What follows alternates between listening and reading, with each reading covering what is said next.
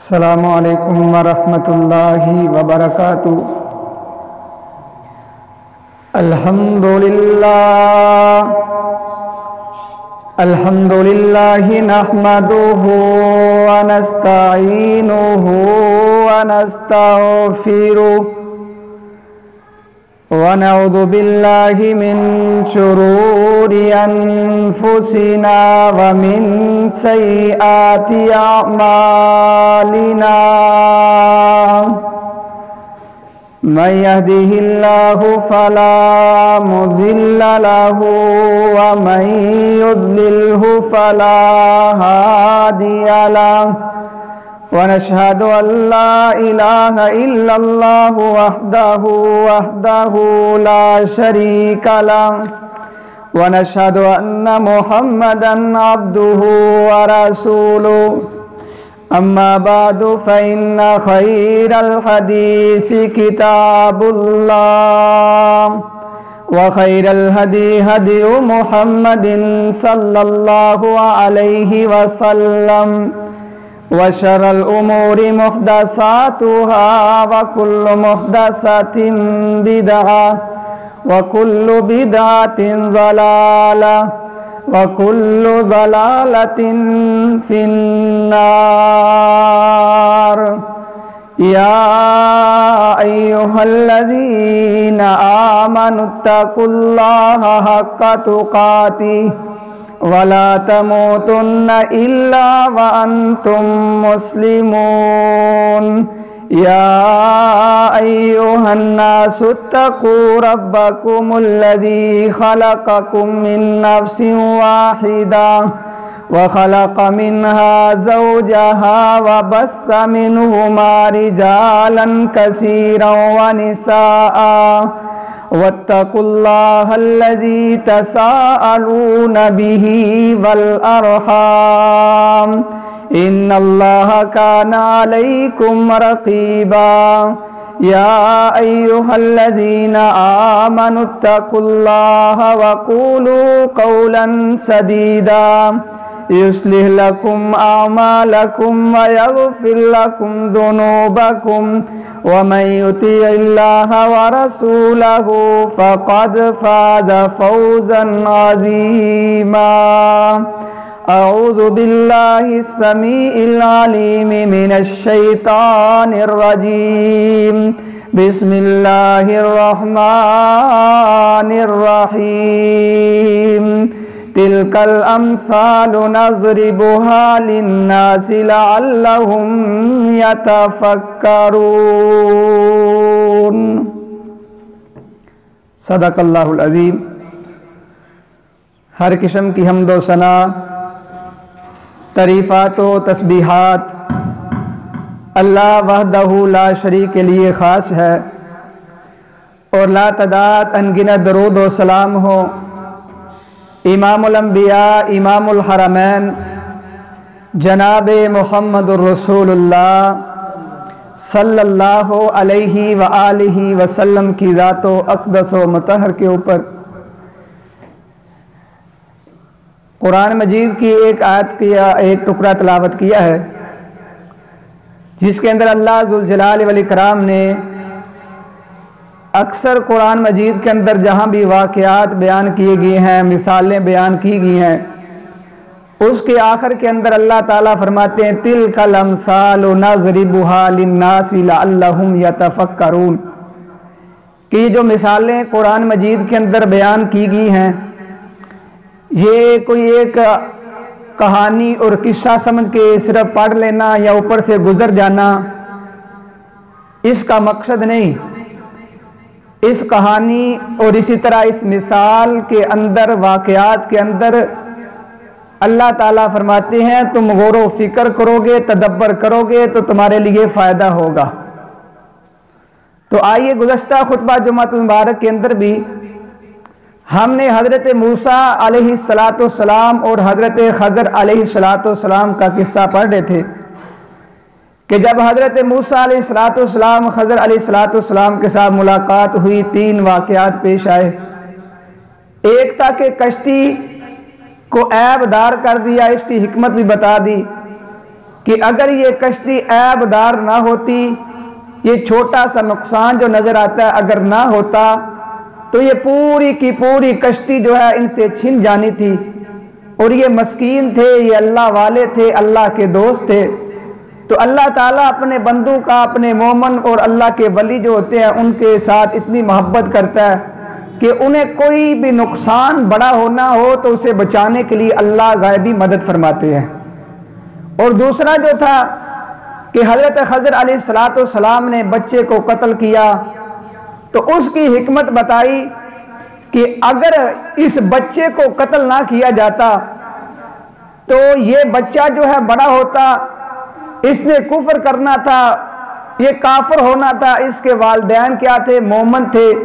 اس کے والد ماں باپ جو تھے صالح تھے۔ تو اللہ تعالیٰ کو یہ بھی گوارا نہ ہوا کہ کوئی میرا نیک بندہ جو صالح جو مومن ہے، اگر اس کی اولاد بھی اسے فتنے کا سبب بنتی ہے تو اللہ اس کی اولاد کو بھی دور کر دیتا ہے۔ اور اللہ تعالیٰ نے ویسے بھی قرآن مجید کے اندر ارشاد فرمایا کہ اگر اولاد تمہاری فتنے کا سبب بنتی ہے تو اولاد کو چھوڑ دو، ایمان بچاؤ، کیونکہ ایمان اولاد سے بڑھ کے قیمتی ہے۔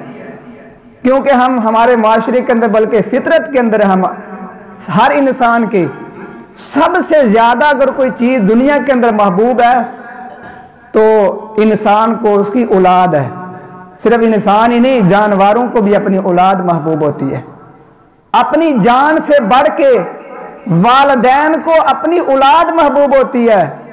پیسے سے بڑھ کے ماں باپ کو اپنی اولاد محبوب ہوتی ہے۔ آپ نے کئی واقعات سنے ہوں گے، پڑھے ہوں گے کہ اگر کسی کا بچہ گواہ ہو جاتا ہے نا، اسے فون آتا ہے فلاں جگہ کے اوپر ہمارے ساتھ ملاقات کرو، اتنے پیسے دینے ہیں۔ تو ماں باپ اس کی پرواہ نہیں کرتے، انہیں اپنی جان کی بھی کوئی فکر نہیں ہوتی۔ وہ کہتے ہیں میری جان جاتی چلی جائے لیکن میری اولاد کو نقصان نہ ہو۔ لیکن اللہ فرماتے ہیں تم یہ سمجھتے ہو نا، لیکن اللہ کے ہاں جو ہے ایمان جو ہے اولاد سے زیادہ قیمتی ہے۔ تو اس لیے اللہ تعالیٰ نے اس اولاد جو بچے کو قتل کیا، حضرت خضر علیہ السلام نے قتل کیا اللہ کے حکم سے، خود نہیں کیا، کیونکہ بعد میں حضرت خضر علیہ السلام نے نسبت کیا وَمَا فَعَلْتُهُ عَنْ أَمْرِي، کہ جو بھی میں کیا میں اپنے حکم سے، اپنی مرضی سے نہیں کیا، یہ سارے کا سارا حکم تھا اللہ کا۔ تو اللہ تعالیٰ نے یہ اولاد جو فتنے کا سبب بننی تھی اللہ تعالیٰ نے وہ دور کی۔ تو آئیے سب سے پہلے جو تھا کشتی کو، دوسرے نمبر کے اوپر یہ بچے کو قتل کیا، اور تیسرے نمبر کے اوپر کیا تھا؟ جو دیوار تھی، دیوار گرنے والی تھی، اس کے نیچے خزانہ تھا، اس خزانے کو یعنی چھپانے کے لیے حضرت خضر علیہ السلام نے دیوار سیدھی کی۔ تو آئیے تین واقعات ہیں، تینوں واقعات کے اندر پہلے کے اندر فرمایا مسکین اللہ کے ولی تھے۔ یاد رکھیے جو اللہ کے ولی ہوتے ہیں اللہ ان کی غائبی مدد کرتا ہے، ان کی غائبی مدد کی گئی۔ دوسرے نمبر کے اوپر جو تھے فرمایا کہ والدین مومن تھے، متقی تھے، اسی کی مدد کی گئی۔ تیسرے نمبر کے اوپر جن کی اولاد تھی وہ اس دنیا سے چلے گئے تھے، فرمایا وہ بھی کون سے تھے؟ وہ بھی صالح تھے، مومن تھے۔ تو اللہ تعالیٰ نے یہ اولاد کو صلہ دیا۔ اگر ماں باپ نیک ہیں، ماں باپ متقی ہیں تو اللہ تعالیٰ ان کی اولاد کو بھی صلہ دیتا ہے۔ کیا ملا؟ جو خزانہ تھا وہ اللہ نے چھپا کے رکھا، حضرت خضر کو بھیجا۔ تو آئیے اللہ ذوالجلال والاکرام اپنے قرآن کے اندر کیا ارشاد فرماتے ہیں؟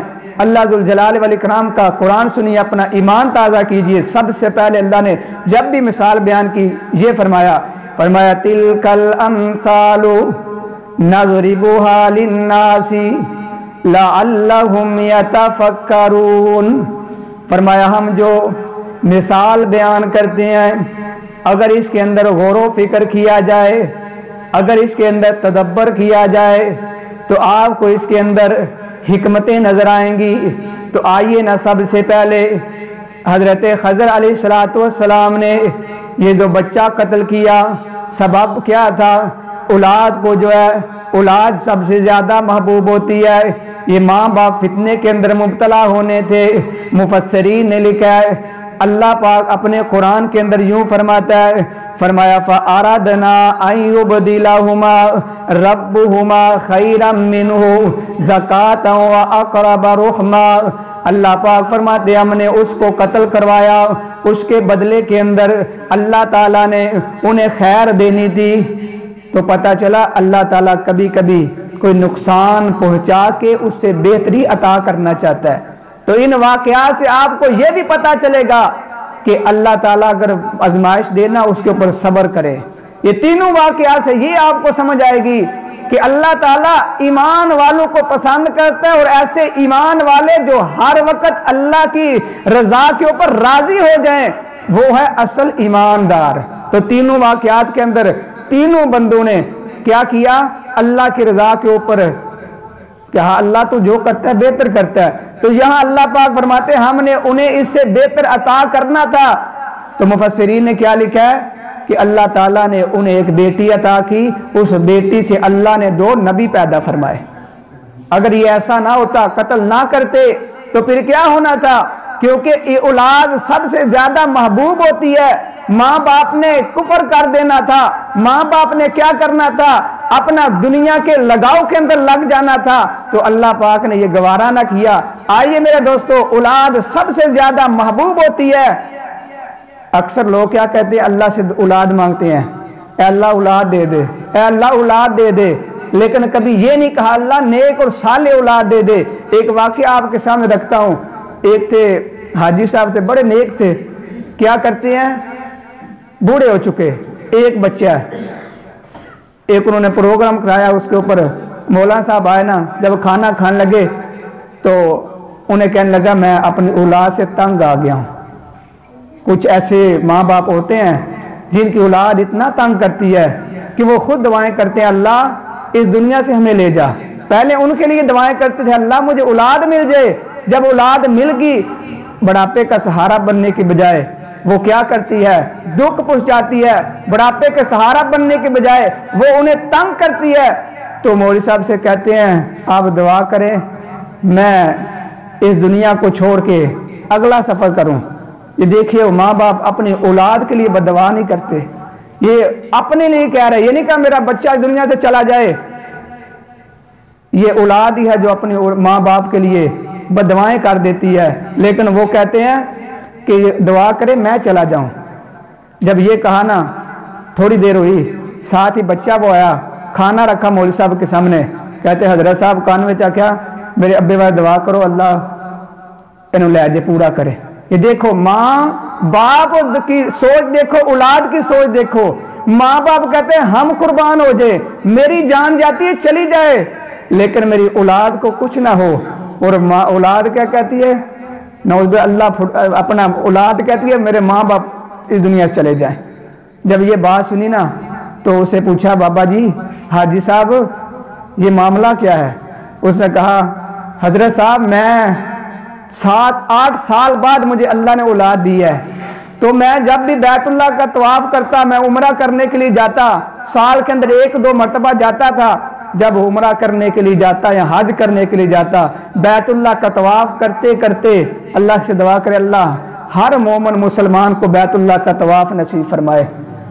تو طواف کر رہے ہیں جب، تو کہتے ہیں میں وہاں ملتزم ہے جہاں اللہ تعالیٰ دعائیں قبول کرتا ہے، ایک دروازہ لگا ہے اس کے قریب، کہتے میں اس دروازے کو پکڑ کے تو میں دعا کی اللہ مجھے اولاد دے دے۔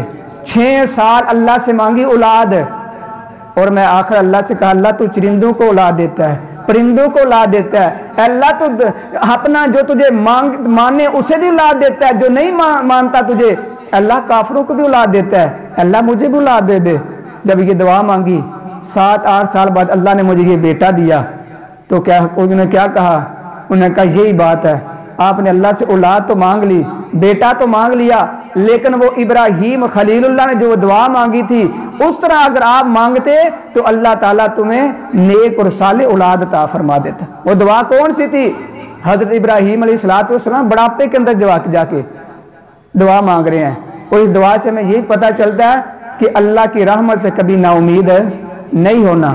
اگر آپ دیکھیں نا اسباب نہیں، اس کے باوجود بھی اللہ سے کہیں اللہ اسباب نہ ہونے کے باوجود اے اللہ طاقت تو تیرے پاس ہے نا، اللہ تیرے پاس قدرت تو ہے نا، اللہ سے اس طرح مانگے جس طرح حضرت زکریا علیہ السلام نے مانگا، کہا اللہ مریم علیہ السلام کو بغیر موسم پھل تو عطا کر سکتا ہے، اے اللہ میری داڑھی بھی سفید ہے، اے اللہ میرے سر کے اوپر جو بال ہیں وہ بھی سفید ہو چکے ہیں، لیکن اے اللہ جس طرح مریم کو بغیر موسم پھل عطا کر سکتا ہے، اے اللہ زکریا کو بھی تو عطا کر سکتا ہے کیونکہ تیرے پاس طاقت موجود ہے۔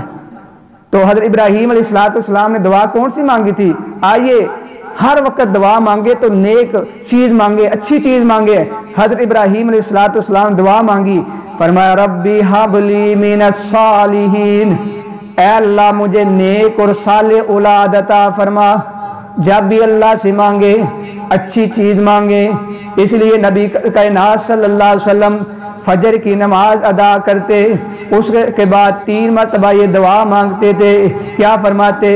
اللہم انی اسألک علما نافعا ورزقا طیبا وعملا متقبلا۔ اللہ سے سوال کرتے ہیں نبی کائنات صلی اللہ علیہ وسلم، اور ہمیں یہ سبق دیتے ہیں اللہ سے مانگنا ہے، علم مانگنا ہے، علما نافعا، اے اللہ علم ایسا جس کے اندر مجھے فائدہ ہو، کیونکہ بڑے بڑے علماء بھی قیامت کا دن ہوگا، میرے آقا علیہ السلام فرماتے ہیں قیامت والے دن بڑے بڑے علم والے بھی جہنم کے اندر پھینکے جائیں گے، اور حدیث کے اندر تو یوں آپ نے فرمایا جو جہنم کی آگ بڑکائی جائے گی وہ بھی 3 لوگوں سے بڑکائی جائے گی۔ سب سے پہلے وہ بندہ جو علم رکھنے والا عالم ہے، اور اسی طرح وہ چاہتا یہ تھا کہ میری شہرت ہو جائے، وہ یہ چاہتا کیا تھا؟ اس کی نیت درست نہیں تھی، تو میرے آقا علیہ السلام فرماتے اسے جہنم کے اندر پھینکا جائے گا۔ تو پتہ چلا اللہ سے علم بھی مانگنا ہے، ایسا علم جو نفع والا ہے، اور اس دوسرے نمبر کے اوپر کیا فرمایا؟ علما نافعا ورزقا طیبا، اے اللہ رزق مجھے دینا، پاک دینا، پاکیزہ دینا، کیونکہ بڑے بڑے رزق والے دیکھو گے اللہ اکبر کبیرہ لیکن ان کا پاک رزق نہیں۔ اللہ پاک فرماتے ہیں قیامت والے دن یہ رزق ان کے لیے جہنم کا سبب بن جائے گا، اس لیے فرمایا رزق مانگنا ہے ایسا جو پاک ہو، اور تیسرے نمبر پہ فرمایا وَعَمَلًا مُتَقَبَّلًا، اے اللہ عمل ایسا ہو جو قبول ہو، یہ نہیں کہ عمل کرتے جائیں ماتھے کے اوپر محراب بھی پڑ جائیں لیکن قیامت والے دن ہو تو اللہ پاک فرمائے کہ اے جو تو نے عمل کیے ہیں یہ برباد ہو گئے ہیں، یہ جہنم کے اندر جانے کا سبب بن گئے ہیں۔ کیوں؟ یہاں تو شرک کے اندر مبتلا، یہاں تیرے اعمال نبی صلی اللہ علیہ وسلم کی سنت کے مطابق نہیں، یہاں تیرے اعمال کے اندر اخلاص نہیں، اس لیے فرمایا کہ جب بھی مانگو اللہ سے نیک اولاد مانگو، اللہ سے جب بھی مانگو اللہ سے رزق مانگے، حلال مانگے، علم مانگے ایسا جو فائدہ مند ہو، عمل ایسا مانگے جو قبول ہو۔ تو یہ تھا کہ ہم اپنی اولادوں سے محبت بہت زیادہ کرتے ہیں، تو اس لیے اللہ پاک نے فرمایا یہ قتل اس لیے کروائی کہ اولاد کی وجہ سے یہ بندہ میرا ایمان والا کفر نہ کر بیٹھے۔ اور تیسرے نمبر کے اوپر کیا فرمایا؟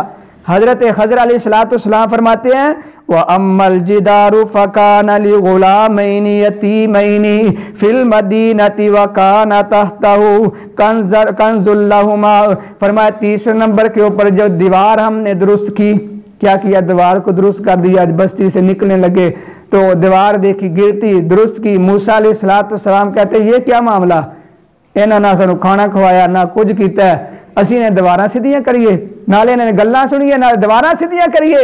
تو حضرت موسیٰ علیہ السلام نے جب یہ بات کی نا تو اس وقت حضرت نے کہا یہ بھی معاملہ، اس کی بھی حکمت بتا دیتا ہوں۔ اس کی حکمت کیا ہے؟ فرمایا وَأَمَّا الْجِدَارُ فَكَانَ لِغُلَامَيْنِ، 2 یتیم بچے تھے، فرمایا وہ یتیم 2 بچے جو تھے، فرمایا ان کی دیوار تھی اور اس دیوار کے نیچے ان کے باپ نے خزانہ رکھا تھا۔ اور یہاں بھی کیا فرمایا؟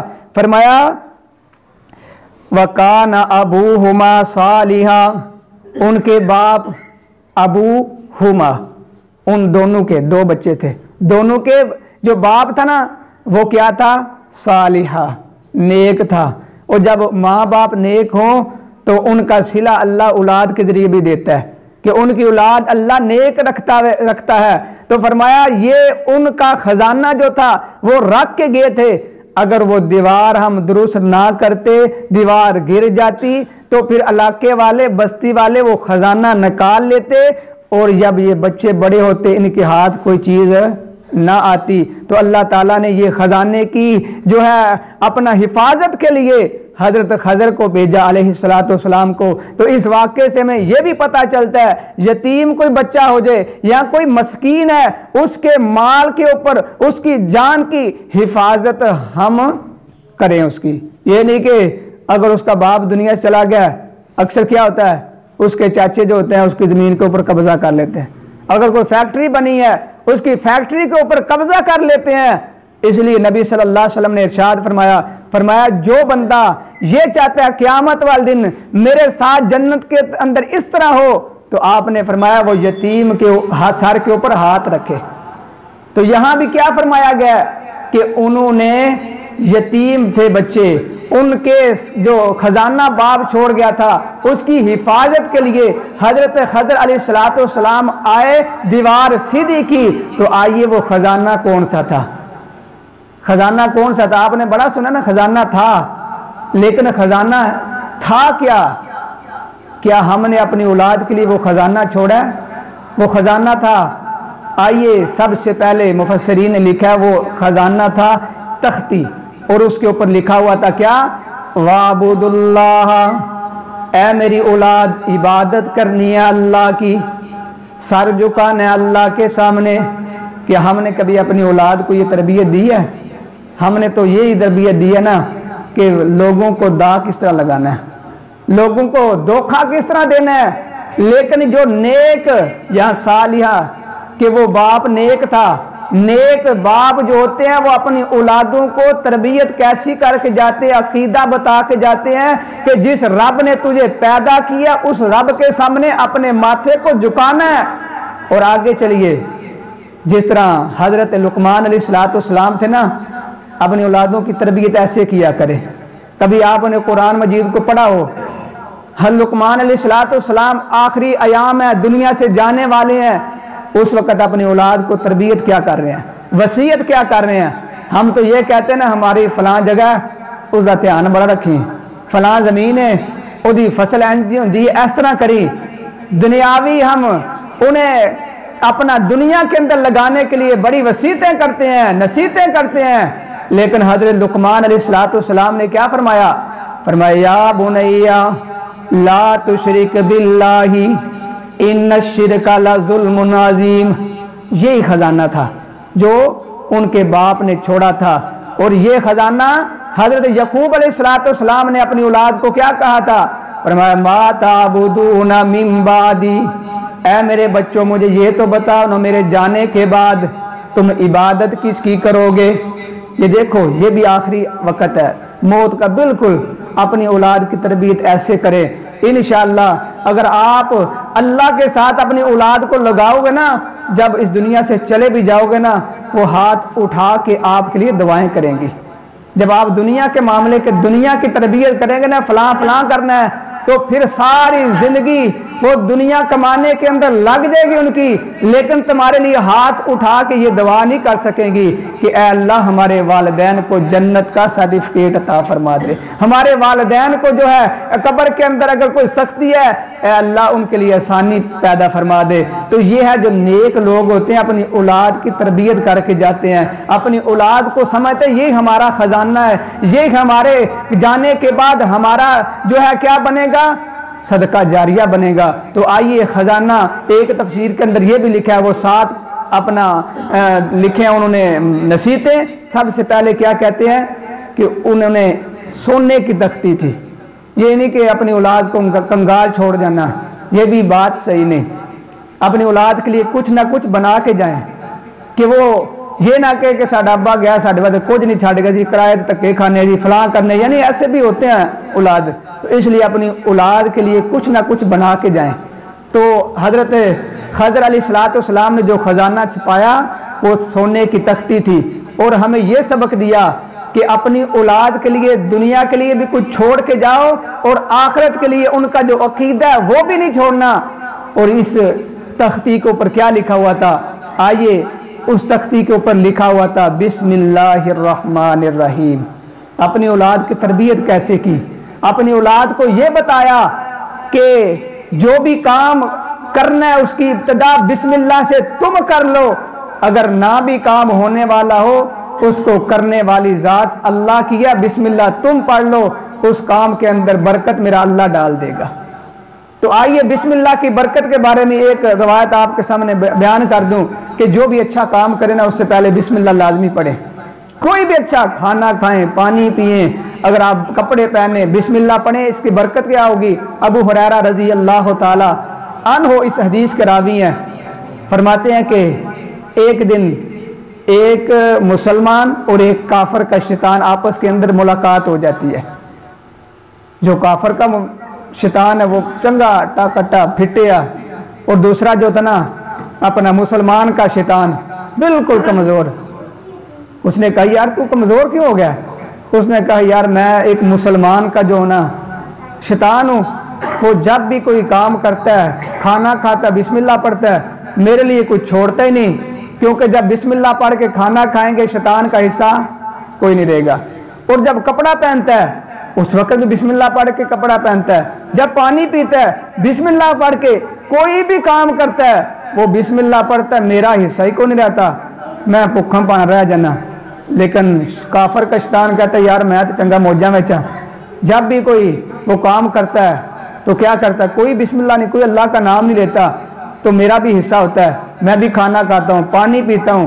یہ ہے نبی کائنات صلی اللہ علیہ وسلم نے فرمایا جو بھی کام شروع کرو اس سے پہلے بسم اللہ تم پڑھ لو، اللہ تعالیٰ اس کے اندر برکت ڈال دے گا۔ دوسرا ایک واقعہ بنی اسرائیل کا بھی ہے۔ حضرت موسیٰ علیہ السلام جا رہے، گزرتے گزرتے ایک قبر سے گزرے، کیا دیکھتے ہیں؟ اس قبر والے کو عذاب ہو رہا ہے۔ جب واپس آئے نا کیا دیکھتے ہیں؟ وہاں عذاب ختم۔ اللہ سے کہتے ہیں اللہ، کیونکہ موسیٰ علیہ السلام اللہ سے کلام کرتے تھے، کہا ہے اللہ جب میں جا رہا تھا اس وقت تو اس کو عذاب تھا، اب یہ عذاب ختم۔ فرمایا اے موسیٰ جب تم گیا تھا نا اس وقت عذاب تھا، اب آیا عذاب ختم ہو گیا۔ کیوں؟ کہ جب یہ بندہ گیا تھا نا دنیا سے، یعنی آیا میں قبر کے اندر، اس کی بیوی کے بچہ ہونا تھا، جب وہ بچہ پیدا ہوا، اب بچہ تھوڑا بڑا ہوا، جب بچہ تھوڑا بڑا ہوا اس کی ماں نے اس کو درسگاہ کے اندر چھوڑ کے آئی، جب تم جا رہا تھا اس وقت وہ مدرسے کے اندر آ رہی تھی، درسگاہ کی طرف آ رہی تھی، جب تم واپس آیا اس نے اپنے بچے کو درسگاہ کے اندر چھوڑا، اور اب اس نے یہ لفظ پڑھا ہے، یہ جملہ پڑھا ہے۔ قاری صاحب نے سب سے پہلے کیا پڑھاتے ہیں؟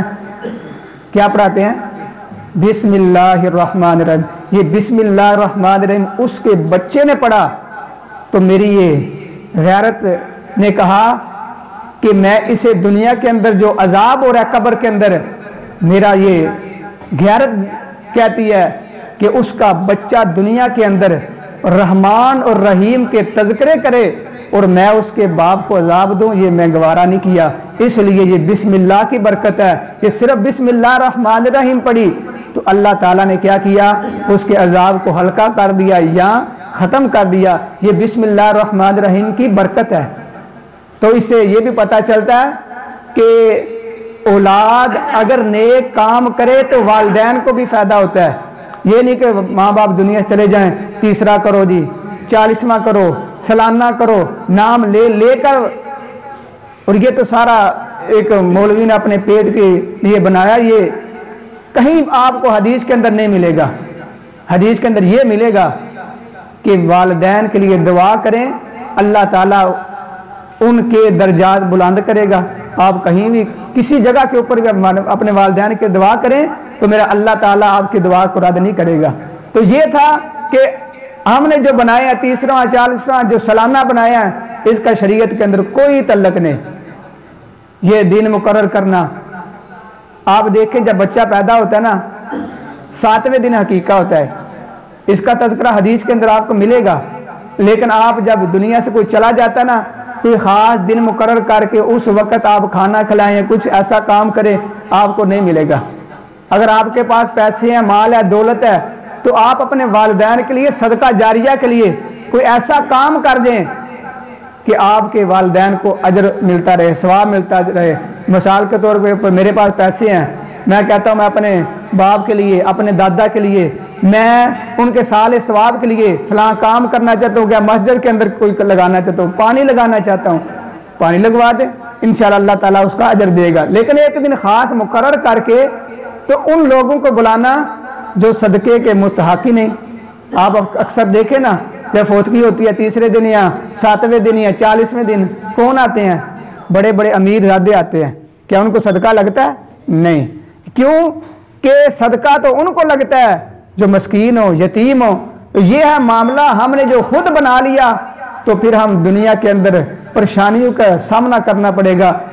اسلام تو بڑا آسان ہے، اگر ہم نے اس کو چھوڑ دیا تو میرے دوستو پھر ہمارے لیے دنیا کے اندر بھی پریشانی ہے، آخرت کے اندر بھی ہمیں پریشانی کا سامنا کرنا پڑے گا۔ اور دوسرے نمبر کے اوپر انہوں نے اپنی اولاد کو ایک وصیت سمجھنے یا نصیحت سمجھنے کیا کی تھی؟ کہتے ہیں مجھے اس بندے کے اوپر بڑا تعجب ہے جو تقدیر کے اوپر ایمان تو رکھتا ہے لیکن ہر وقت غمگین رہتا ہے، ہر وقت پریشان رہتا ہے۔ کوئی پریشانی آ گئی اس کے بعد اس نے کیا کیا؟ پریشانی کے اندر غمگین رہنا۔ فرمایا جو بندہ تقدیر کے اوپر ایمان لاتا ہے نا، پریشانی کے بعد کہتا ہے اللہ پاک نے جو کیا صحیح کیا، اللہ کی رضا کے اوپر راضی ہو جاتا ہے۔ یہ اپنی اولاد کو نصیحت کر رہے ہیں، وصیت کر رہے ہیں۔ اور تیسرے نمبر کے اوپر فرمایا مجھے اس بندے کے اوپر بھی بڑا تعجب ہے جو رزق کا ذمہ دار اللہ کو سمجھے، پھر اتنی محنت کرے کہ اللہ کے حق کو بھی بھول جائے۔ تو فرمایا مجھے اس بندے کو بھی بڑا تعجب ہے۔ مثال کو تو اذان ہو گئی ہے، آپ مسجد کے اندر نہیں آتے، اس کا مطلب یہی نا آپ نے اللہ کو رازق نہیں سمجھا۔ اگر رازق اللہ کو سمجھا ہوتا آپ مسجد میں آ جاتے۔